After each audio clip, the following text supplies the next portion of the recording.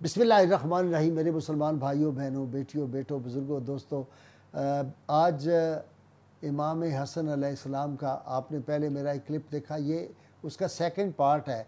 इमाम हसन अलैहिस्सलाम की शान खैर हम क्या बयान कर सकते हैं, जिनका झूला जो है वो जिब्रील अमीन आके झुलाएं और जिनको कुश्ती का दाव पेच जिब्रील अमीन सिखाएं। एक दिन सैयद आलमीन सल्लल्लाहु अलैहि वसल्लम को बेपनाह अपने इन शहज़ादों से मोहब्बत थी।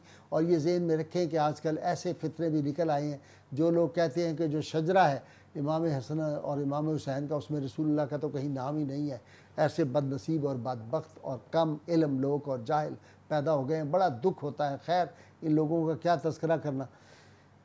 तो रसूलुल्लाह सल्लल्लाहु अलैहि वसल्लम को इन अपने शहज़ादों से कितना प्यार था कि आप सल्लल्लाहु अलैहि वसल्लम जो थे वो इनके साथ खेलते थे। आप एक दिन काशाना सैयदा फ़ातिमा में तशरीफ़ ले गए, देखा तो इमाम हसन इमाम हुसैन दोनों कुश्ती लड़ रहे हैं। तो आपने इमाम हसन को दाव सिखाने शुरू किए कि हुसैन को यहाँ से पकड़ो, बाजू से पकड़ो, कंधे से पकड़ो।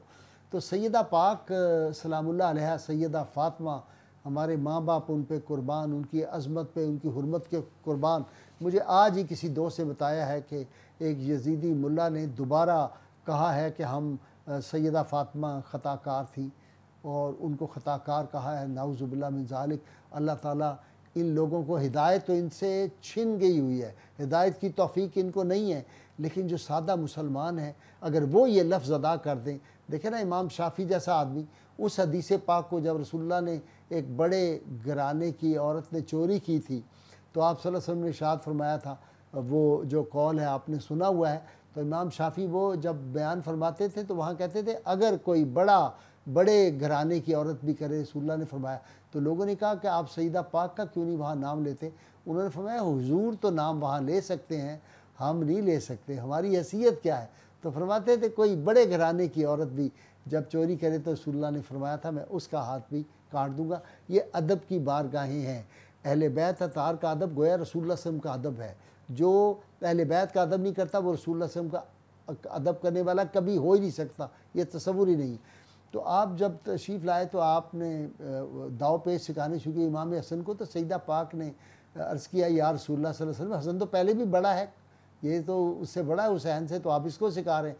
तो आपने फरमाया जब मैं दाखिल हुआ था तो मैंने देखा जिब्रील अमीन जो थे वो इमाम हुसैन को जो थे वो सिखा रहे थे दाव पे, तो मैं हसन के साथ खड़ा हो गया। फिर रसूलुल्लाह सल्लल्लाहु अलैहि वसल्लम की मोहब्बत देखे ना कि अंदर दाखिल हुए, देख लिया तो ये दरवाजे के पीछे छुप गए। तो आप सल्लल्लाहु अलैहि वसल्लम फरमाते इधर ही था, वो किधर गया वो लड़का यहीं था, इस तरफ था। फिर आप सल्लल्लाहु अलैहि वसल्लम अपनी ज़ुबान पाक को निकालते, साहबा कहते हैं, तो चूँकि सुर्ख ज़ुबान थी तो जब आप सल्लल्लाहु अलैहि वसल्लम निकालते तो इमाम हसन पकड़ने की कोशिश करते। बच्चे थे तो आप रसूलुल्लाह सल्लल्लाहु अलैहि वसल्लम ज़ुबान को अंदर कर लेते, फिर निकालते तो ये बच्चे थे हैरान होते कि ये कहाँ चली जाती है ज़ुबान। तो आप सल्लल्लाहु अलैहि वसल्लम इस तरह की मोहब्बत अपने शहज़ादों से करते थे। और इस तरह के बेशुमार वाक़यात हैं जो जब प्यासे थे एक सफ़र में तो आप सल्लल्लाहु अलैहि वसल्लम ने दोनों भाइयों को बारी बारी जो थी वो अपनी ज़ुबान पाक चुसवाई, पानी मांगा तो रसूलुल्लाह सल्लल्लाहु अलैहि वसल्लम खुद इनको पानी पिलाया सईदा के घर में। तो इस तरह के बेशुमार। लेकिन सैयदना इमाम हसन अलैहिस्सलाम की ज़हानत और आपकी करामत के मैंने 2-3 वाक़यात आपको सुनाने। एक वाक़या तो यह है कि आप जब हज़रत अब्दुल्ला बिन जाफ़र के साथ ही एक सफ़र में थे और जा रहे थे, हज़रत अब्दुल्ला बिन ज़ुबैर के साथ जा रहे थे सफ़र में, तो हज का सफ़र था, जा रहे थे तो एक जगह इन्होंने पड़ाव किया, वहाँ कुछ लोग इनके साथ और भी थे। तो खजूर का दरख्त था, उसके नीचे बैठे हुए थे। तो किसी एक फ़र्द ने कहा काफ़िले के कि काश ये जिस दरख्त के नीचे हम बैठे हैं इसमें अगर खजूरें होती तो मज़ा आ जाता है इसमें खजूरें खाने का। तो आपने निगाह आसमान की तरफ उठाई, दुआ फरमाई, सारा दरख्त खजूरों से भर गया। सब ने पेट भर के जो था वो खजूरें खाई और अपने साथ भी सफ़र के लिए ले ली। इसी तरह हम देखते हैं कि आपकी सखावत के आप जब सफ़र में थे, इमाम हसन थे, इमाम हुसैन थे और अब्दुल्ला बिन जाफ़र थे। तो ये रास्ता जो था कहीं ये काफ़िले से बिछड़ गए, तो भूख बहुत लगी थी, तो एक कुटिया माई की थी वहाँ पे तशरीफ़ ले गए। उस बुढ़िया से कहा हमें कुछ खाने के दो। उसने कहा ये बकरी का छोटा बच्चा है, यही मेरे पास है, ज़िबा करती हूँ। उनसे ज़िबा करके आपके लिए खाना पकाया दे दिया। थोड़ी देर में उस औरत का खामद आया, उसने कहा हम तो पहले ही गरीब लोग हैं और तुमने ये बकरी का बच्चा। उसने कहा कि वो उनके चेहरे ऐसे मुबारक थे, मैंने उनकी ये जो है मेहमानदारी की है। कुछ अरसे बाद وہ خاتون مدینہ منورہ میں آتی ہے اور پہلے امام حسن علیہ السلام کو ملتی ہے. آپ اس کو سینکڑوں بکریاں دیتے ہیں, درم و دینار دیتے ہیں. وہ خوشی خوشی اپنے خامند کے ساتھ پھر کہتے ہیں کہ جاؤ اب امام حسین کا گھر وہ ہے سامنے.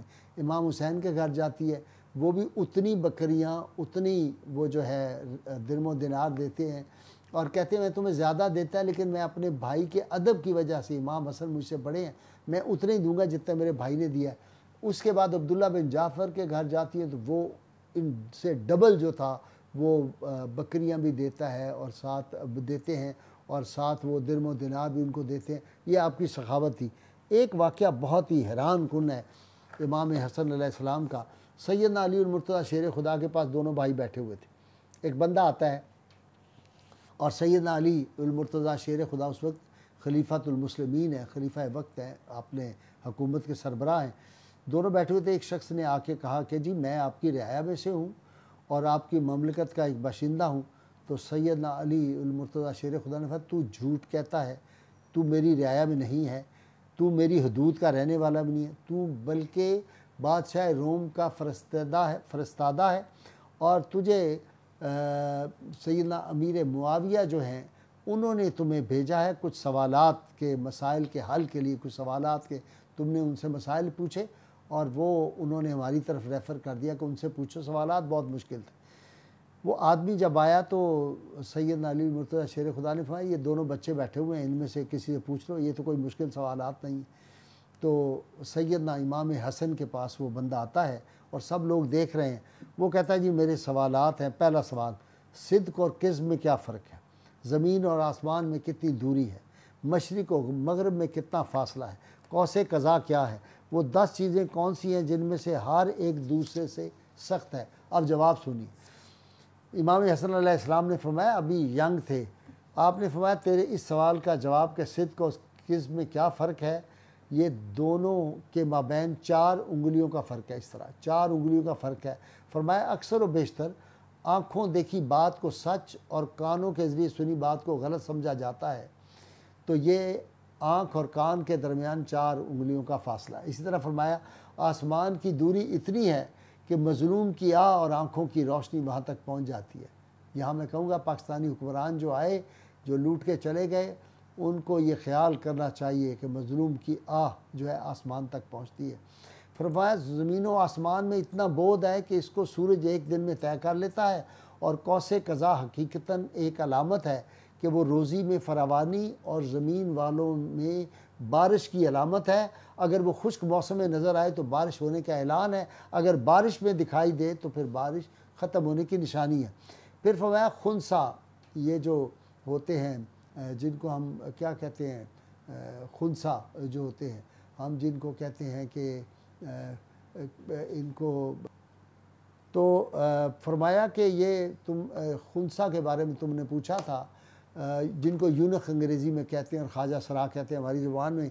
اگر اس کے بارے میں معلوم نہ ہو کہ وہ مرد ہے یا عورت ہے, تو فرمایا مرد اور عورت دونوں کی علامات ہوں تو اس کے بارے میں فیصلہ جو ہے وہ اس سے پہلے معائنہ کر لیں. اگر اس کو نائٹ فال ہوتا ہو, احتلام ہو تو مرد ہے, اور اگر اس کو عورتوں کی طرح ڈیز ہوں تو پھر وہ عورت ہے, یا اس کو پستان اس کے اوپر آئیں چھاتی تو وہ پھر جو ہے وہ عورت ہے. اگر ان میں سے کچھ بھی نہ ہو تو پھر فرمایا جب وہ باتھ روم میں جائے تو پیشاب کی دھار اگر سیدھی ہو تو مرد ہے, اور اگر سیدھی نہیں جا رہی تو پھر اس کا مطلب عورت ہے.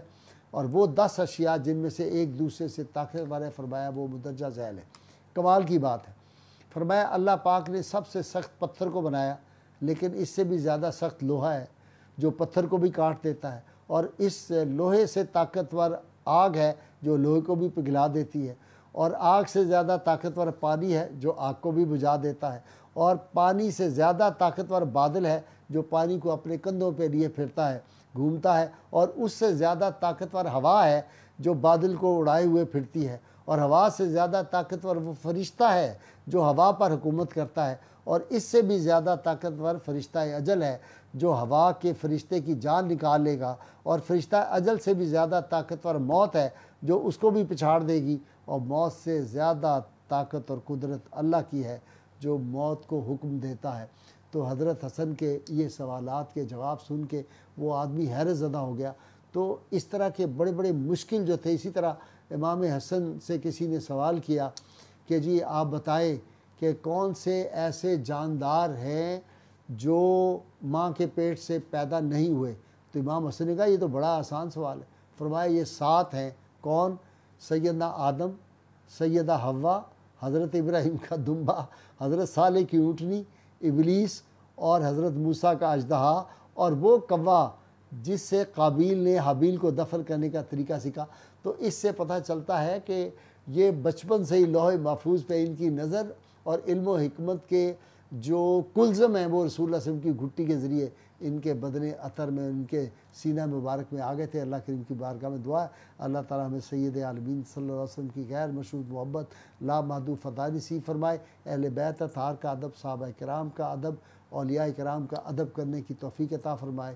مل کے نعت لگائیں گے. پاکستان کا مطلب کیا؟ لا الہ الا اللہ محمد رسول اللہ صلی اللہ علیہ وآلہ وسلم.